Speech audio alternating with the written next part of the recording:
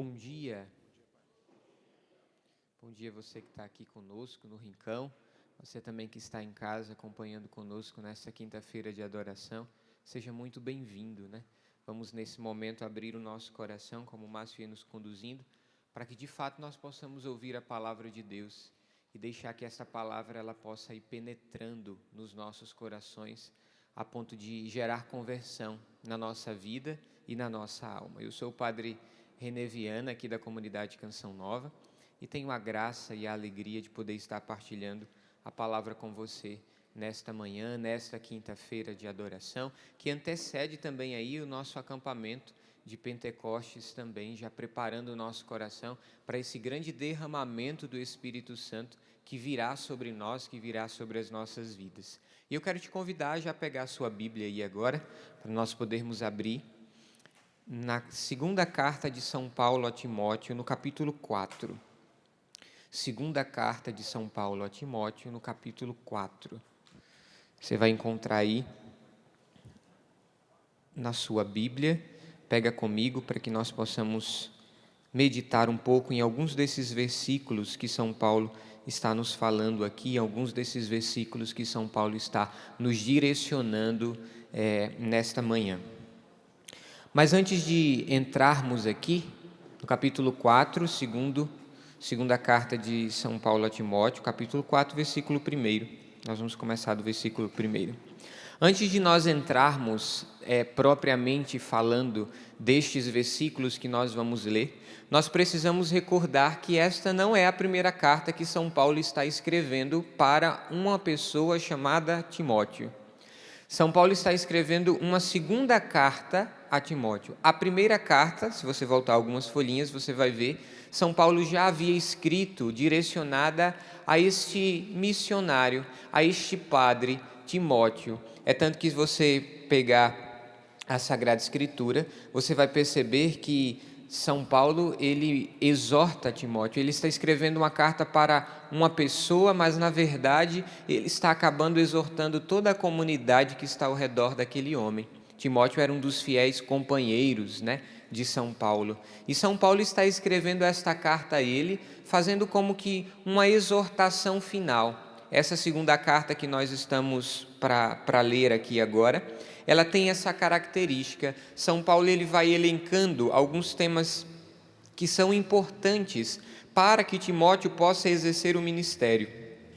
E elencando alguns desses temas, no final ele faz uma despedida. É tanto que, se você for estudar um pouco sobre a vida de São Paulo, você vai entender que São Paulo, quando escreveu essa segunda carta a Timóteo, ele estava preso.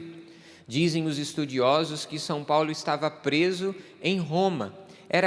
Alguns dizem que era a última prisão de São Paulo, outros dizem que não era a última ainda, mas era uma das últimas prisões de São Paulo.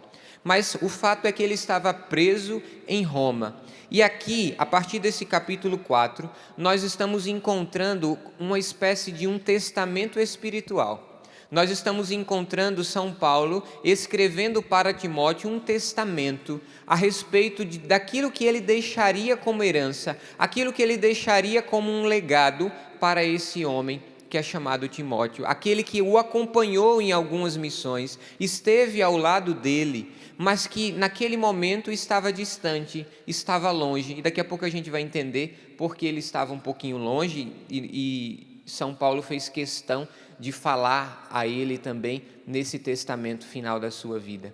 Então, o contexto que nós estamos aqui é num contexto de despedida.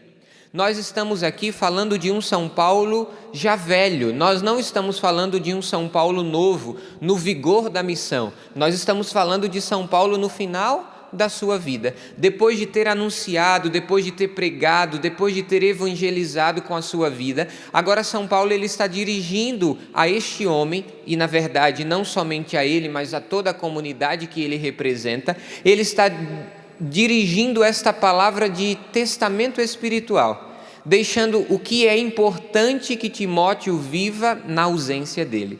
O que é importante que Timóteo viva no lugar dele, no lugar de São Paulo, para que a missão continue. Mas para que a missão não venha a morrer, para que a missão continue, é preciso que ele dê ouvidos àquilo que nós encontramos na palavra a partir de agora. Então, passando rápido com você, só vou fazer um apanhado geral aqui. No capítulo 1 da segunda carta de São Paulo a Timóteo, ele começa a fazer uma saudação inicial a esse discípulo que ele carregava no seu coração.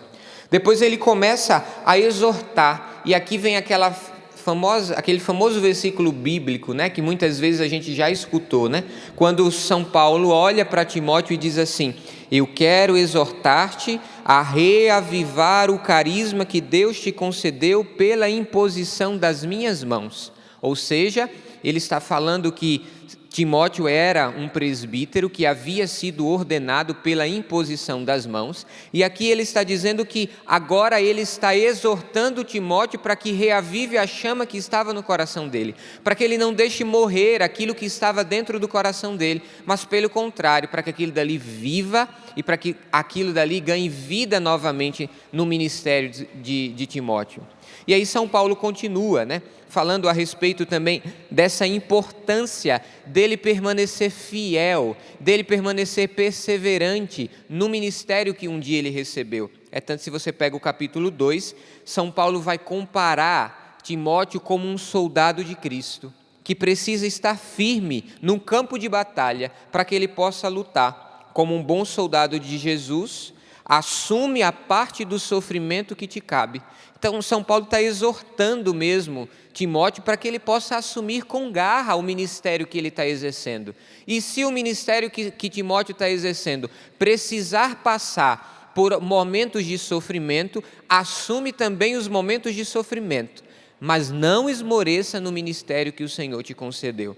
E depois ele fala a respeito da ressurreição, ele fala a respeito do homem que precisa ser provado, o homem que precisa ser lapidado dentro de uma vida de provação para que possa ser fiel ao Senhor até o fim. E no capítulo 3, São Paulo começa a escrever a Timóteo, recordando sobre a realidade do fim dos tempos, sobre a realidade dos últimos tempos, o que vai acontecer nos últimos tempos, o que aquele povo irá enfrentar. E aqui daqui a pouco a gente volta nesses versículos do capítulo 3 para dar uma olhada também. Mas aí, o que São Paulo está fazendo? Está exortando e abrindo a mente de Timóteo, para que ele possa entender o campo de batalha que ele está entrando, o campo de batalha que ele está enfrentando. E aí nós chegamos no capítulo 4. O capítulo 4 é o testamento espiritual. E o versículo 1 diz assim: diante de Deus e do Cristo Jesus, que vai julgar os vivos e os mortos, eu te peço com insistência, pela manifestação de Cristo e por seu reinado, proclama a palavra, insiste oportuna ou inoportunamente, convence, repreende, exorta com toda a paciência e com a preocupação de ensinar, pois vai chegar um tempo em que muitos não suportarão a sã doutrina, mas conforme seu gosto se cercarão de uma série de mestres que só atiçam o ouvido, e assim, deixando de ouvir a verdade, eles se desviarão para as fábulas. Tu, porém, vigia em tudo, suporta as provações, faze o trabalho de um evangelizador, desempenha bem o teu ministério. Quanto a mim, já estou sendo oferecido em libação, pois chegou o tempo da minha partida. Combati o bom combate, terminei a corrida, guardei a fé. Desde agora está reservado para mim a coroa da justiça, que o Senhor, o justo juiz, me dará naquele dia. Não somente a mim, mas a todos os que tiverem esperado com amor a sua manifestação. Palavra do Senhor. Eu queria voltar e eu queria ler com você versículo por versículo, para você entender o que São Paulo está exortando Timóteo no final da sua vida. Perceba, isso é muito importante para nós entendermos o contexto em que nós estamos. Nós estamos falando a respeito de um São Paulo que já evangelizou muitas vezes, que já saiu para anunciar, que já saiu para pregar o Evangelho, que já falou, já viu muitos sinais e muitos milagres acontecendo. No entanto, agora nós estamos falando de um São Paulo que estava preso. E preso, ele deixa uma última carta de recomendação, ele deixa um último testamento, ele deixa para Timóteo aquilo que ele gostaria que Timóteo exercesse na sua partida, porque São Paulo escreve, aqui a gente acabou de ler o versículo 6, né? Quando São Paulo reconhece, quanto a mim já estou sendo oferecido em libação, ou seja, já estou sendo oferecido em sacrifício, a minha morte já está se aproximando. São Paulo sabia que o fim da sua vida já estava chegando. São Paulo sabia que o momento final da sua vida estava próximo. Inclusive, a liturgia da missa de hoje nos aponta justamente isso. E aqui, São Paulo agora está dando essa última carta e tem esse peso de importância. É como se você tivesse com seu pai e com sua mãe no leito de morte, e o seu pai e a sua mãe quisessem dizer para você as últimas palavras. Essas palavras, elas não têm importância na sua vida? Da mesma forma, São Paulo aqui, prestes a morrer e sabendo que iria morrer, ele quer dar as últimas palavras ao seu discípulo do coração, a Timóteo.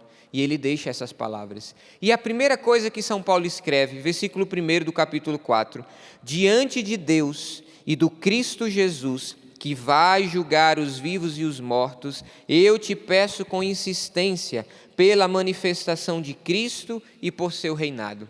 A primeira coisa que São Paulo faz é pegar Timóteo, tirar ele do lugar de conforto em que ele estava e colocá-lo no chão, trazê-lo para a realidade. Sabe quando um pai ou a mãe chama o seu filho e começa a falar a verdade na cara do seu filho, para que ele possa tomar um choque de realidade e perceber onde ele está? É mais ou menos isso que São Paulo está falando e está fazendo com Timóteo. E quando São Paulo quer fazer isso com Timóteo, ele recorda o fim. Porque São Paulo está, de certa forma, dizendo para Timóteo assim: olha, nós não estamos vagando nesse mundo. Nós não estamos exercendo o nosso ministério, nem estamos simplesmente vivendo por viver. Nós não estamos simplesmente caminhando sem rumo nessa vida. Muito pelo contrário, perceba, Timóteo, e olha o que São Paulo está dizendo, perceba, diante do fim da sua vida, no momento final, Deus vai nos colocar diante do justo juiz, que é Ele mesmo. E lá nós seremos julgados, tanto nós que estivermos vivos, quanto os mortos, nós seremos julgados. São Paulo está recordando o fim da nossa vida. E eu não sei se você sabe, mas um dia você vai morrer. Se você não está esperando, fica esperto que um dia vai acontecer. E se você não vier a morrer, nosso Senhor voltará em glória antes, e nós o encontraremos em glória. Estaremos vivos, nosso corpo, como diz São Paulo, será como que transformado e o encontraremos em glória. Isso é uma das coisas que o mundo que nós vivemos, um mundo imediatista, um mundo que quer tudo para ontem, não nos permite viver, não nos permite tocar. A gente começa caminhando, aquela história, né? Um dia após o outro, né? Vou viver um dia após o outro, mas assim você vai vivendo sem rumo. E a nossa vida, ela não pode ser vivida sem rumo. A nossa vida, ela precisa ser empreendida em vista do fim. E o fim da nossa vida precisa ser o desejo de estar na presença de Jesus no céu. Eu tenho certeza que se eu perguntar se você quer ir para o céu, você quer ir. Mas se eu perguntar se você quer ir agora, eu sei que você também não quer. Mas se você quer ir para o céu, você quer. Mas se você quiser ir para o céu de verdade, se você quiser um dia estar diante da presença do Senhor no céu, na eternidade, você precisa já de agora começar a empreender uma vida que te leva para o céu, porque não vai dar para improvisar. No final da nossa vida não dá para improvisar, meus irmãos. Não é, cheguei no último ano da minha vida. Primeiro que você não sabe nem quando é o último, né? Qualquer ano pode ser o último. Aí você diz assim, cheguei no último ano da minha vida, agora eu vou começar a viver uma vida de santidade. Talvez seja tarde demais. Nós precisamos viver tudo em vista do céu. E é isso que São Paulo está exortando Timóteo. Olha, não tira da tua mente que tudo que você faz, Timóteo, todo o sofrimento que você vive, toda a vida missionária que você exerce, toda a palavra que você prega, tem em vista o céu, tem em vista a eternidade. Não se esqueça disso. E nós precisamos trazer isso novamente para o nosso coração. É como aquele homem e aquela mulher que se casaram, começaram a construir uma família, e o sonho da vida deles é ter uma casa própria. O sonho deles é construir a casinha deles do jeito que eles gostam e do jeito que eles querem. Então eles passam a vida inteira ali, cada mês se apertando um pouco mais para poder juntar dinheiro suficiente para poder conseguir construir a casa que eles desejam construir. Também assim é a nossa vida de eternidade.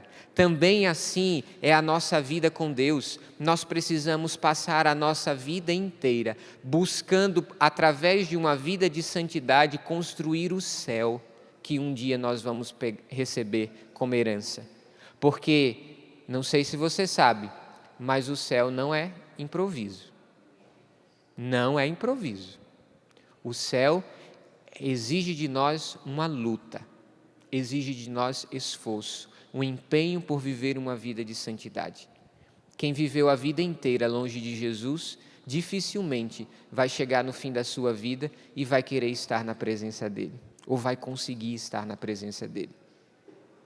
Dificilmente, porque nós precisamos entender que nós fomos chamados e nós fomos feitos para o céu, para a eternidade. E São Paulo está exortando Timóteo a recordar isso. Olha, recorda, antes de qualquer coisa que você esteja fazendo, que você esteja vivendo, antes de qualquer coisa que você esteja realizando na igreja ou fora da igreja, por Deus, antes de qualquer coisa que você esteja fazendo, lembre-se sempre, o fim de tudo é o céu. O fim de tudo é a eternidade. Você está sentado aqui nessa cadeira porque você deseja o céu. Você vem na canção nova porque você deseja o céu.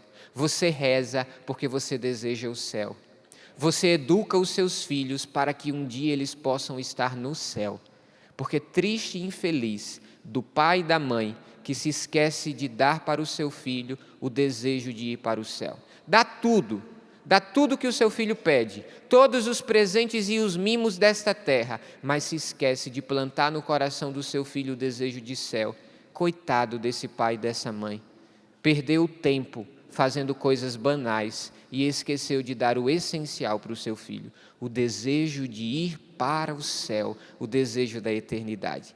E aí, quando nós temos como fim esta realidade, quando nós entendemos que o final da nossa vida, quando nós entendemos que a meta da nossa vida é o céu, a meta da nossa vida é a eternidade, meus irmãos, aí tudo que nós vivemos nesta terra é fichinha em comparação ao céu, em comparação ao desejo de eternidade. Eu estou vendo aqui que tem uma fileira ali quase inteira de irmãs carmelitas, né? Mensageiras do Espírito Santo. Estão ali, estão apontando para nós um desejo de céu, estão apontando para nós um desejo de eternidade. Cada consagração de vida, cada oferta, cada renúncia feita, cada desejo que não é realizado dentro do coração de sonhos humanos, é em vista do céu. E se perdermos isso, meu irmão, não faz sentido. Deixa eu te dizer um segredo, vou falar só para você que está aqui. Se eu me esquecer do céu, não tem sentido eu ser padre. Não tem sentido eu ser padre. Porque eu sou padre, porque eu desejo ir para o céu. E não só porque eu desejo ir para o céu. Eu sou padre porque eu desejo ir para o céu e desejo te levar junto comigo. Esse é o sentido da minha vida. Esse é o sentido do meu ministério. Esse é o sentido daquilo que Deus coloca dentro do meu coração. E nós não podemos perder isso. Por isso que eu estou gastando tempo com você, trazendo isso para você entender. Porque São Paulo está dizendo assim, olha, é muito importante que você nunca se esqueça que no fim da sua vida você vai prestar contas diante do justo juiz de tudo que você fez. Versículo 2 do capítulo 4. Aí São Paulo começa a exortar ainda mais a Timóteo. proclama a palavra, insiste oportuna ou inoportunamente, convence, repreende, exorta com toda a paciência e com a preocupação de ensinar. Olha o que São Paulo está dizendo: ô Timóteo, acorda para a vida. Deixa eu ver se você está entendendo, né? Olha para a pessoa que está do seu lado aí, só dá uma olhadinha para ela. Agora olha para ela e diz assim: ô Timóteo, acorda para a vida. É porque Timóteo é esse que está do seu lado aí, ó. Timóteo sou eu, somos nós. É isso que São Paulo está dizendo para nós. São Paulo está dizendo para mim e para você: proclama a palavra, insiste oportuna ou inoportunamente, convence, repreende, exorta com toda a paciência e com a preocupação de ensinar. São Paulo está fazendo com que Timóteo possa assumir o ministério que lhe cabe. Sabe, quando a gente vive a experiência de recebermos uma notícia muito boa, a primeira coisa que a gente quer fazer quando a gente recebe uma notícia muito boa é a gente querer contar para todo mundo, não é? A mesma coisa é isso que São Paulo está exortando Timóteo. Olha, você já conheceu a palavra. Você já se encontrou com Jesus Cristo, Timóteo. Você sabe quem Ele é. Então, pelo amor de Deus, não fica calado. Fala de Jesus, proclama Jesus. Ah, mas nesse momento aqui não dá para proclamar. Proclama inoportunamente. Não precisa só encontrar o momento favorável. Proclama Jesus Cristo, fala de Jesus Cristo, oportuna e inoportunamente. Exorta o povo para que eles voltem ao caminho de Jesus Cristo. Leva as pessoas, Timóteo, a fazer a mesma experiência que um dia você fez com Jesus. E deixa eu te dizer, por isso que eu pedi para que você olhasse para a pessoa do seu lado e chamasse ela de Timóteo. Porque Timóteo somos nós. Somos nós que um dia nos encontramos com Jesus. Você está fazendo o quê para Jesus ser conhecido? Você está fazendo o quê para que Jesus seja amado? Você está falando de Jesus Cristo ou você está falando da vida dos outros? Você está gastando tempo na sua vida anunciando Jesus Cristo? Ou você está perdendo tempo na sua vida? E aqui a palavra de Deus nos provoca mesmo, né? E ela nos exorta justamente, né? Porque São Paulo está com medo de Timóteo esmorecer no fim da vida. E aí São Paulo está dizendo assim: ô Timóteo, proclama a palavra, insiste oportuna ou inoportunamente, convence, repreende e exorta com toda a paciência e com a preocupação de ensinar. Com a preocupação não de criar o seu próprio nome, com a preocupação não de criar um status, não de ganhar seguidores no seu Instagram, mas com a preocupação de fazer com que a palavra seja conhecida. Porque uma pessoa que é imbuída desse desejo de evangelizar, meu irmão, ela sobe num palco, pega um microfone e anuncia a palavra do mesmo jeito que ela abre a Bíblia no meio da rua e ela anuncia Jesus Cristo. Não tem diferença do palco e da rua, não tem diferença do palco e de qualquer lugar em que ela esteja, porque ele é um evangelizador. E aqui eu preciso abrir um parênteses aqui para pegar um pouquinho daquilo que é a ordem de São Paulo, né? E trazer para nós uma verdadeira exortação. Meus irmãos, nós estamos precisando acordar para a vida. A gente está precisando dobrar os nossos joelhos, pedindo para nosso Senhor para levantar profetas no nosso meio. Nós estamos precisando de verdadeiros Timóteos no nosso meio, que tenham a coragem de anunciar corajosamente a palavra, e não simplesmente usar a palavra de Jesus Cristo como conveniência, não simplesmente anunciar o que quer anunciar. Nós estamos precisando de profeta de verdade, nós estamos precisando de profeta de garra, não estamos precisando de profeta de inteligência artificial, não, que eu dou o comando e o profeta surge do jeito que eu quero. Nós estamos precisando de profetas de verdade que tenham a capacidade de escutar a palavra do Senhor, escutar o que o Senhor tem a nos dizer e não tem medo de anunciar, mesmo que isso venha comprometer a sua vida. Porque nós estamos, às vezes, dentro de uma estrutura, ou estamos, às vezes, dentro de uma igreja que nós criamos por nós mesmos, em que nós achamos simplesmente que o profeta é aquele que fala, né? Aquele que está ali pregando, aquele que está anunciando, mas no fundo, aqueles que nós chamamos de profeta estão simplesmente usando da palavra, usando do microfone, usando do palco para simplesmente se promover. E não é isso. Isso não é profetismo de verdade. Profetismo é o exemplo de João Batista. Profetismo é o exemplo de São Paulo, que perdeu a cabeça. Profetismo é o exemplo de alguém que não tem medo de anunciar a palavra e anunciar a verdade. Porque nós estamos correndo o risco de viver um profetismo de conveniência. Esquecemos do inoportuno e ficamos somente no oportuno. Se me é oportuno, eu vou. Vamos pregar naquele encontro, vou. Quantas pessoas vai ter? Não importa, meu irmão. Se tiver uma, já valeu a pena. Vai ter isso, vai ter aquilo. Não importa. O que importa é que a palavra seja anunciada, é que o evangelho seja pregado. O que importa é que você assuma a sua condição de profeta de verdade e anuncie a palavra de Deus aonde o Senhor te mandar, aonde o Senhor te colocar. E nós precisamos dobrar os nossos joelhos, rezar e pedir ao Senhor que envie verdadeiros profetas. Daqui a pouco nós vamos ver no próximo versículo, porque falsos profetas vão surgir. E se nós não tomarmos cuidado, nós seremos enganados pelos falsos profetas. Olha o que diz São Paulo no próximo versículo. Versículo 3. Pois vai chegar um tempo em que muitos não suportarão a sã doutrina, mas conforme seu gosto, se cercarão de uma série de mestres que só atiçam o ouvido. Você está entendendo o que São Paulo está dizendo? Vou ler de novo para você gravar ainda mais no seu coração. Pois vai chegar um tempo em que muitos não suportarão a sã doutrina, mas conforme seu gosto, se cercarão de uma série de mestres que só atiçam o ouvido. Versículo 4. E assim, deixando de ouvir a verdade, eles se desviarão para as fábulas, para as mentiras. Isso, São Paulo está falando a respeito dos últimos tempos.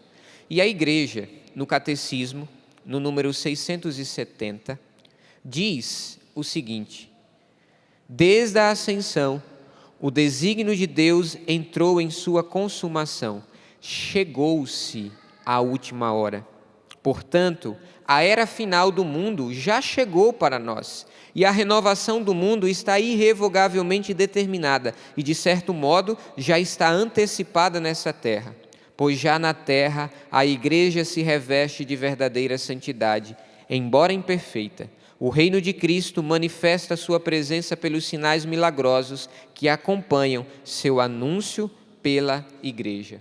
O que o catecismo está nos dizendo? Que desde o momento em que Jesus subiu ao céu, desde o momento em que ele voltou para o Pai, e como nós rezamos no credo, está sentado à direita de Deus Pai Todo-Poderoso, desde esse momento que nós professamos isso na nossa fé, a igreja está dizendo: meus irmãos, nós já estamos na última hora, nós já estamos nos últimos tempos.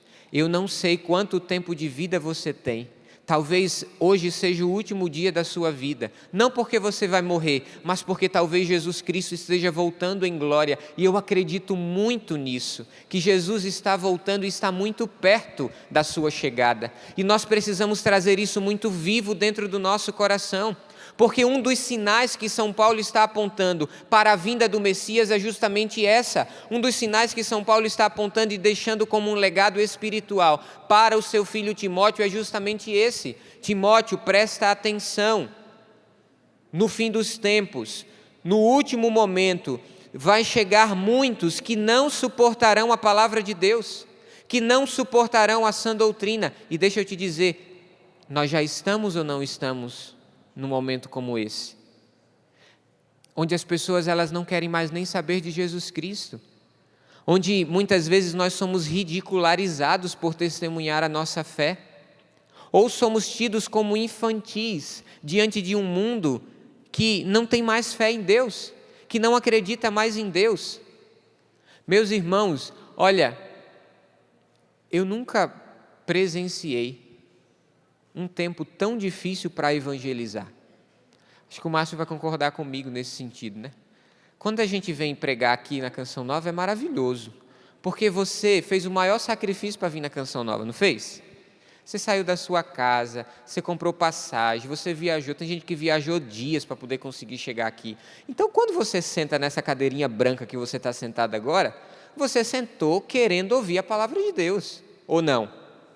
Sim ou não? Sim. Então, tá bom. Então, se você sentou querendo ouvir a palavra de Deus, isso significa que o seu coração está quase que aberto para isso. Tá? As portas já estão mais que abertas para que Deus possa entrar e fazer o que Ele tem de fazer. Agora, quando a gente tem que pregar a palavra de Deus diante de um povo que não quer ouvir, meus irmãos, é uma das coisas mais difíceis que tem. E lá fora a gente está se encontrando com muita gente assim. Tem gente que está indo para um encontro porque é uma forma que eu tenho de sair de casa. Então eu vou para um encontro e me sento lá. E a gente tem que rezar muito, pedindo a nosso Senhor que alcance o coração daquela alma, porque nem todo mundo mais está querendo ouvir a palavra de Deus. Quando eu lia esse versículo, eu me lembrava do Papa Bento XVI. Porque quando o cardeal, o Papa Bento XVI, escreveu um livro chamado Introdução ao Cristianismo, em que ele comenta o credo da nossa fé. E ali, logo no início, na introdução mesmo do livro, o Papa, ele começa, na verdade ele era cardeal ainda na época, só o então cardeal Ratzinger, ele começou a dizer assim, ele conta uma história, na verdade. Ele conta a história de um circo que existia dentro da cidade, na verdade afastado um pouquinho de uma cidade. Existia um circo, e lá naquele circo existiam muitos palhaços. E numa determinada noite daquele circo, numa atração, todo aquele circo começou a pegar fogo. E todo mundo que estava ali dentro começou a pegar fogo junto com aquele circo. E aí, só sobrou o palhaço para entrar na cidade e começar a pedir ajuda para o circo. Pedir ajuda para que pudessem ir lá e apagar o fogo daquele circo e salvar quem estava lá dentro.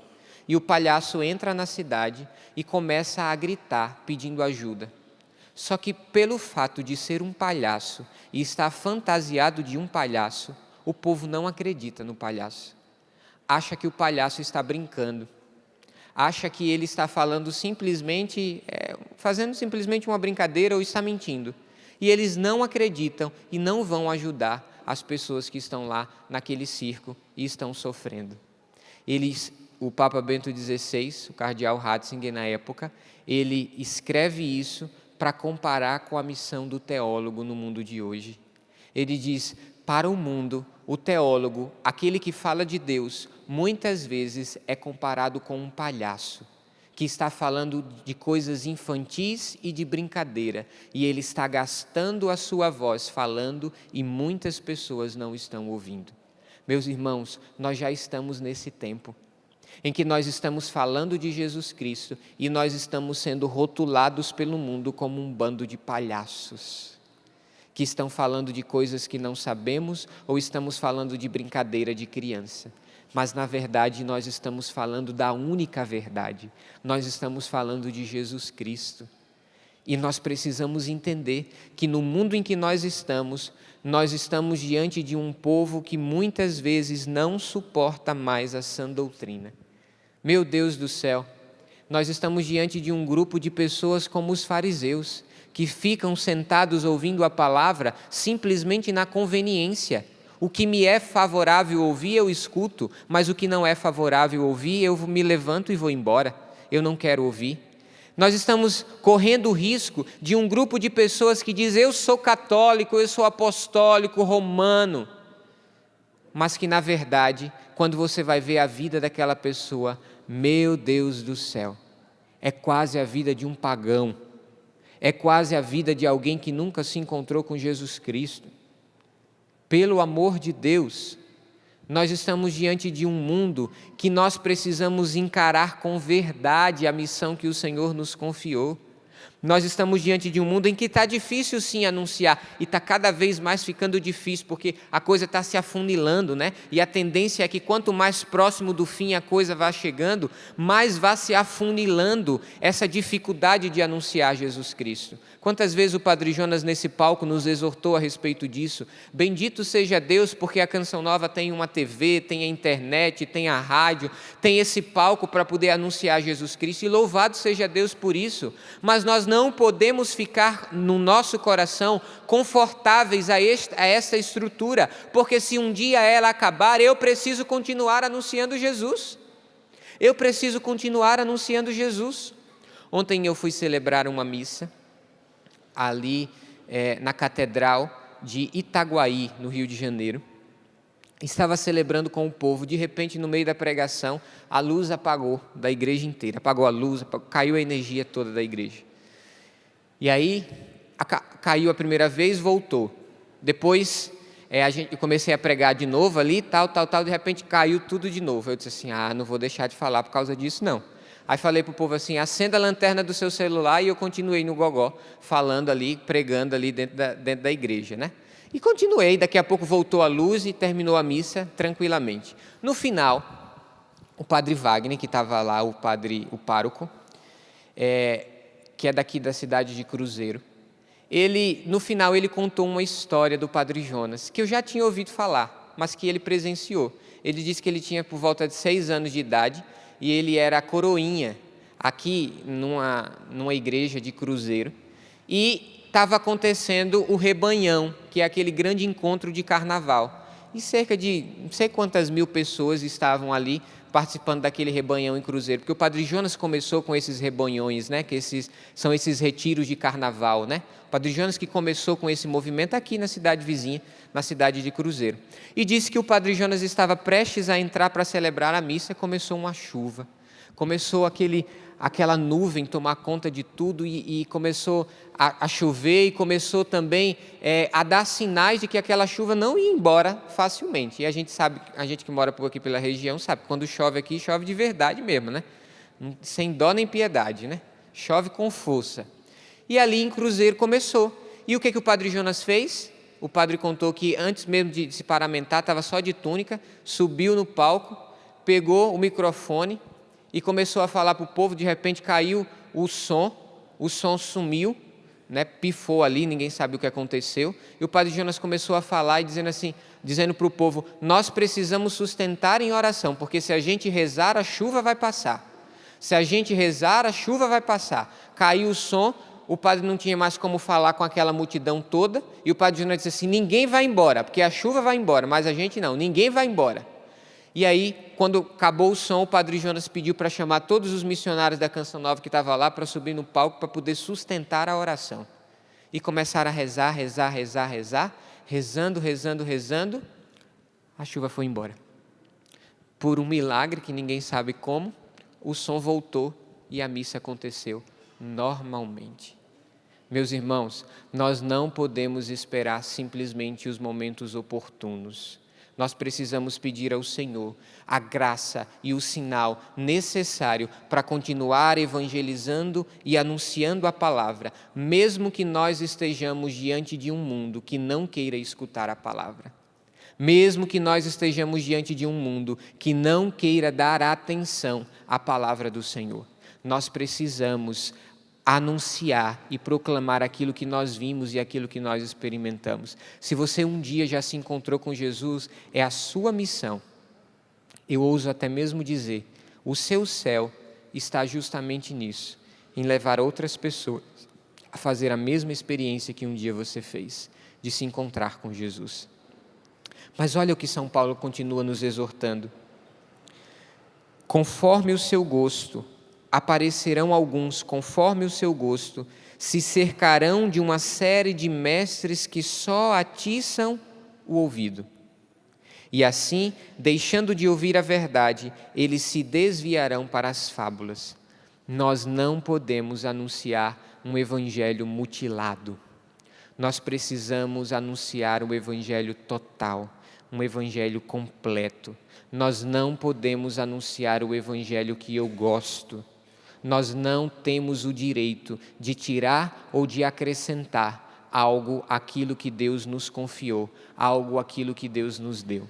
Não cabe a nós mutilar o Evangelho de Jesus Cristo. Ah, mas esse grupo de pessoas, ele acolhe o Evangelho desse jeito. Não cabe a nós anunciar um Evangelho mutilado. Nós precisamos anunciar o Evangelho da forma em que nosso Senhor nos deixou.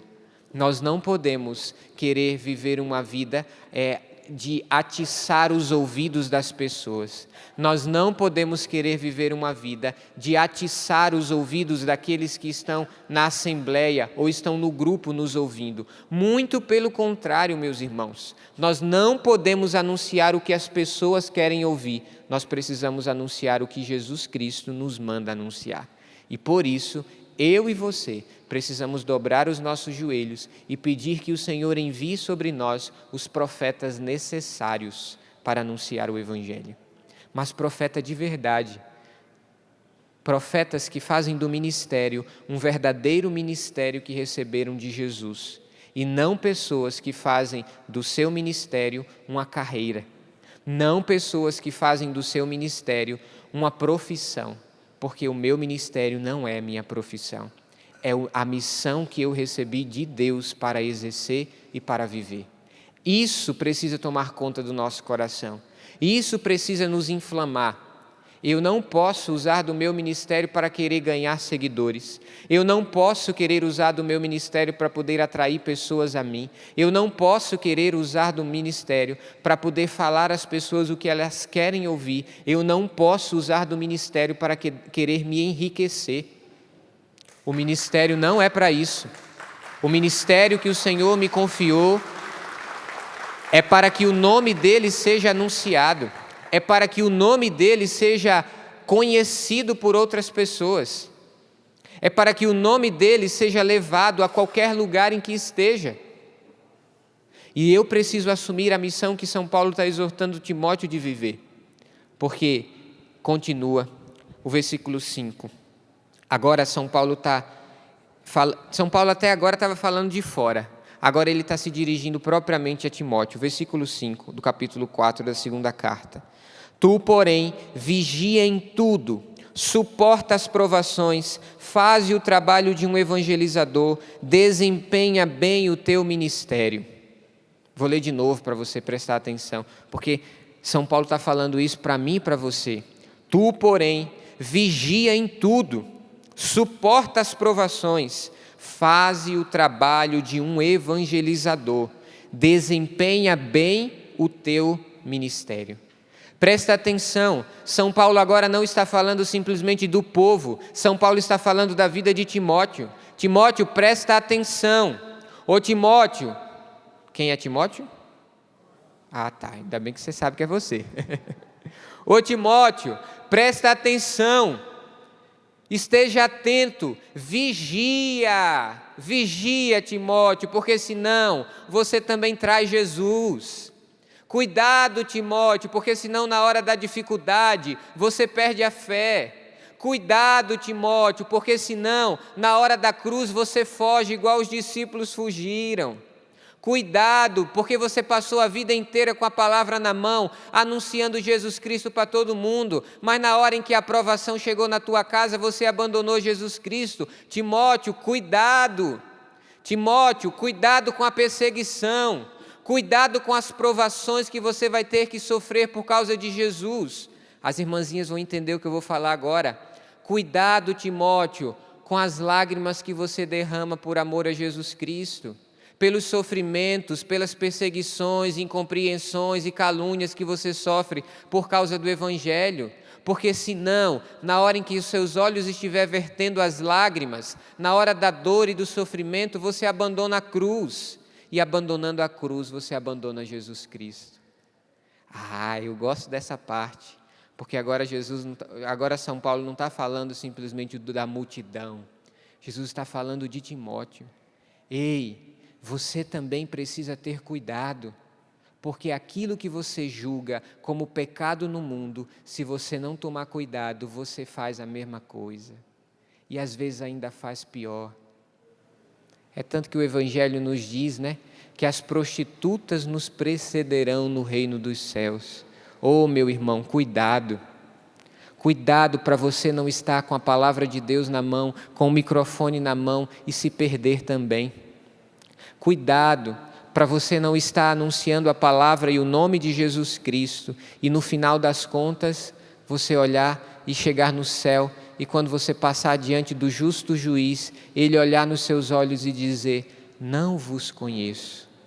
E aí você vai olhar para Jesus e vai dizer assim: mas Senhor, eu passei a minha vida inteira na congregação, eu passei a minha vida inteira como padre, na Canção Nova, eu passei a minha vida inteira na paróquia, anunciando o teu nome, pregando a tua palavra.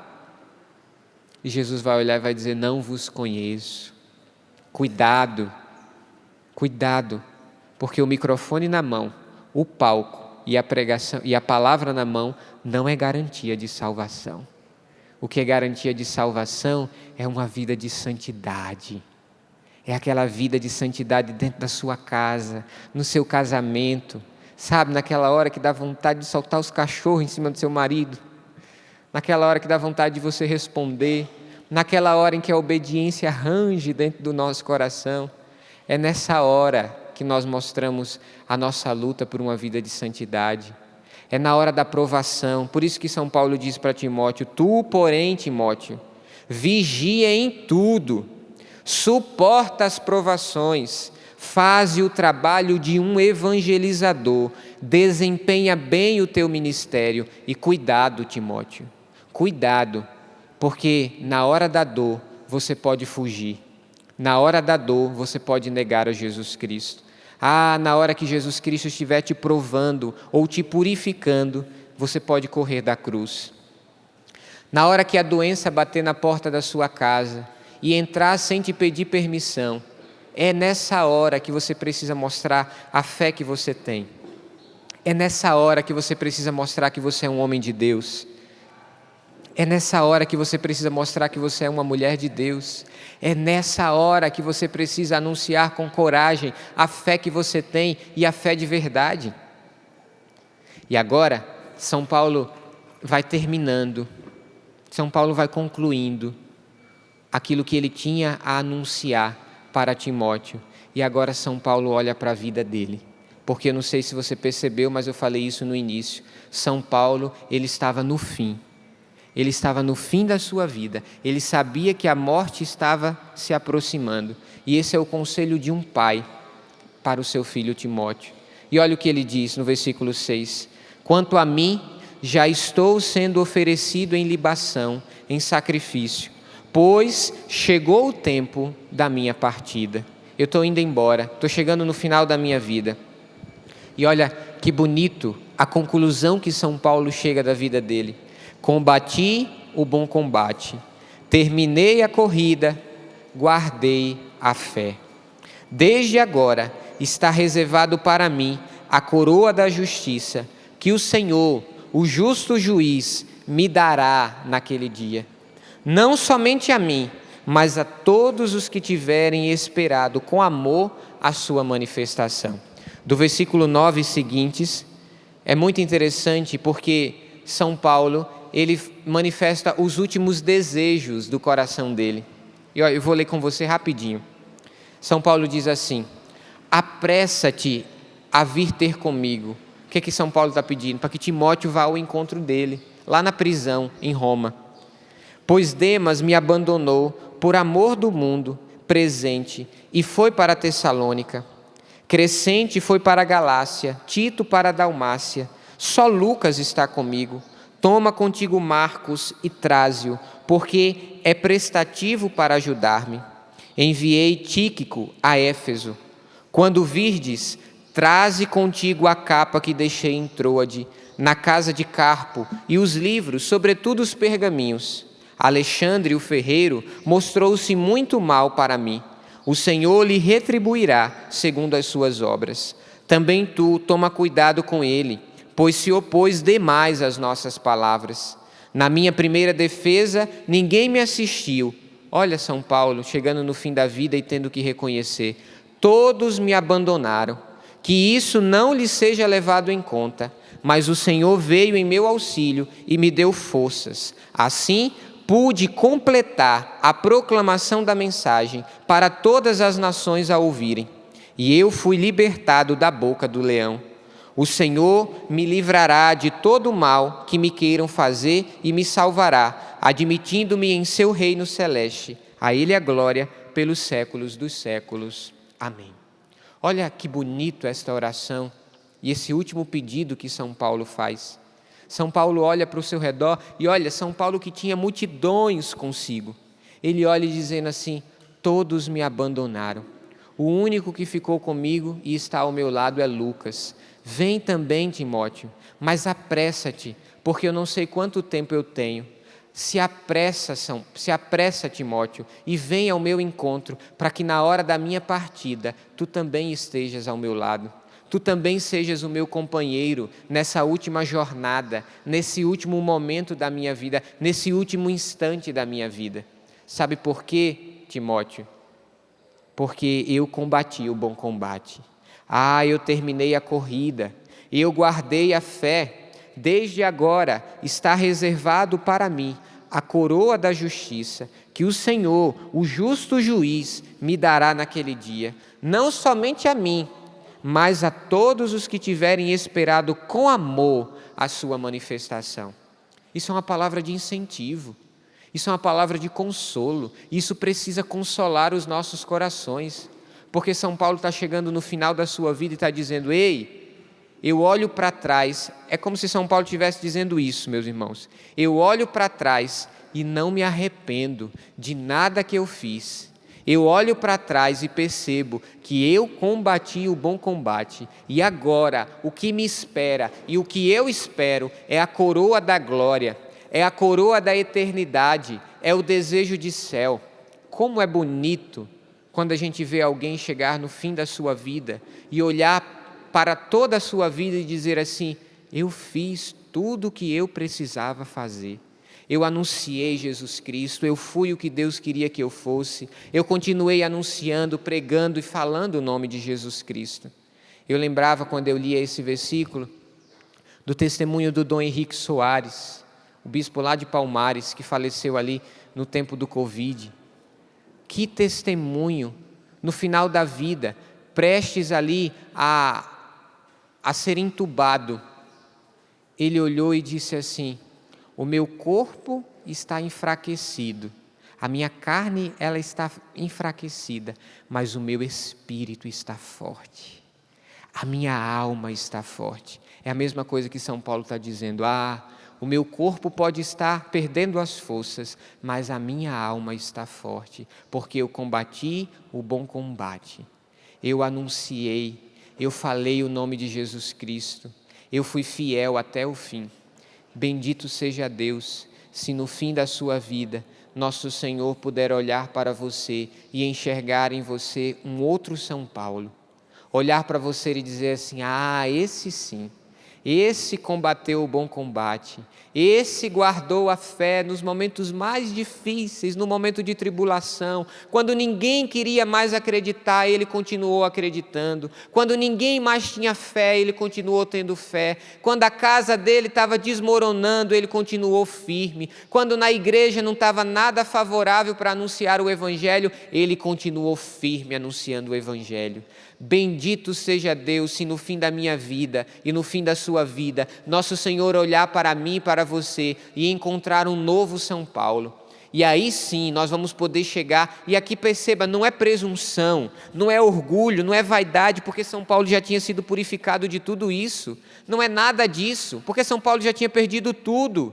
Pega a carta aos Filipenses, São Paulo escreve no capítulo 3, quando ele fala que ele perdeu tudo, e tudo que ele tinha ele considera como lixo, em vista do bem supremo que é conquistar Jesus Cristo.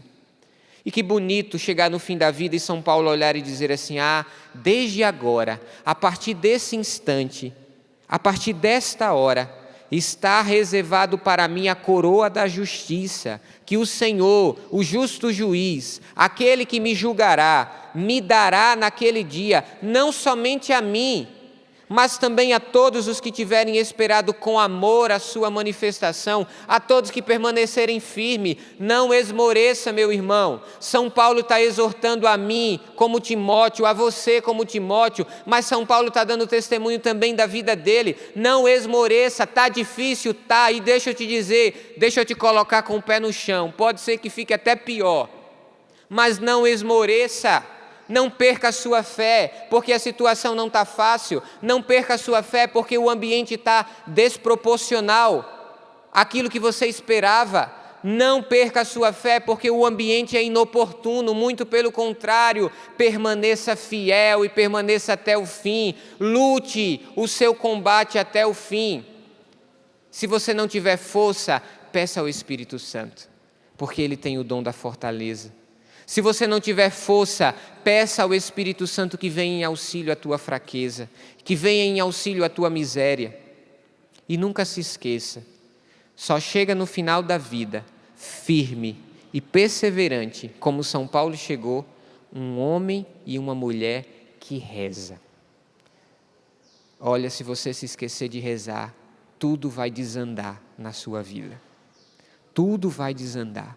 Não se esqueça de ser um homem e uma mulher de oração e que reza constantemente e que está em união com Jesus Cristo, lutando dia após dia para continuar perseverante e perseverante até o fim. Você quer chegar assim no fim da sua vida? Não? Ah, sim, que bom. Achei que estava tudo em vão. Que bom. Queira chegar ao fim da sua vida com uma fé firme. Que bonito. Ah, Senhor, eu combati o bom combate e eu guardei a minha fé. Quando tudo queria roubar a minha fé. Ah, Jesus, quando aquela situação difícil visitou a minha casa. Ah, Jesus, quando eu não tinha força nenhuma para anunciar o Evangelho. Quando eu estava sendo perseguido e caluniado. Ah, Jesus, naquela hora eu guardei a fé. Mas sabe por que, Jesus, eu guardei a fé nessa hora? Porque eu estava contigo, porque eu estava rezando, porque eu estava te buscando. E por causa disso, eu permaneço firme e permaneço firme até o fim, até o último instante da minha vida. Quero te convidar a ficar de pé nessa hora.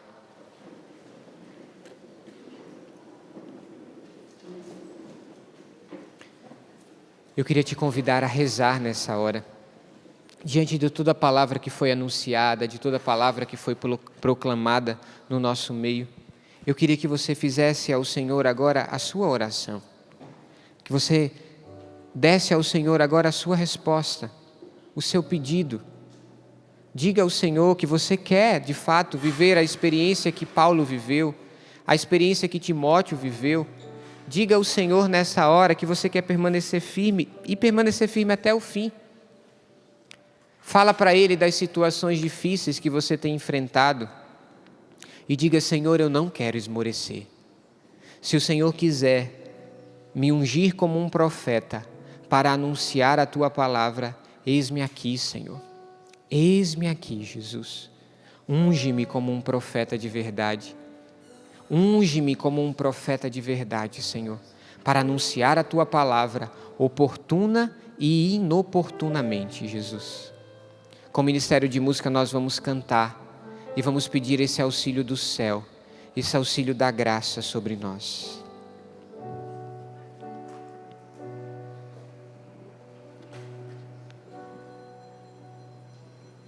Minha alma tem sede de Ti, ó meu Deus. Minha alma suspira por Ti. Diga isso. Minha alma tem sede de Ti, ó meu Deus. Minha alma suspira por Ti. Sopra em nós, sopra em nós. Somos Teus filhos, ó Pai. Estamos reunidos em Teu nome. Sopra em nós. sopra em nós. Somos teus filhos, ó Pai, estamos reunidos em teu nome. Com seus braços erguidos, peça. Ó vento impetuoso, vem neste lugar, fortalece o que é fraco com teu poder. Rasgue o céu, ó meu Pai, sopra hoje aqui. Vem Espírito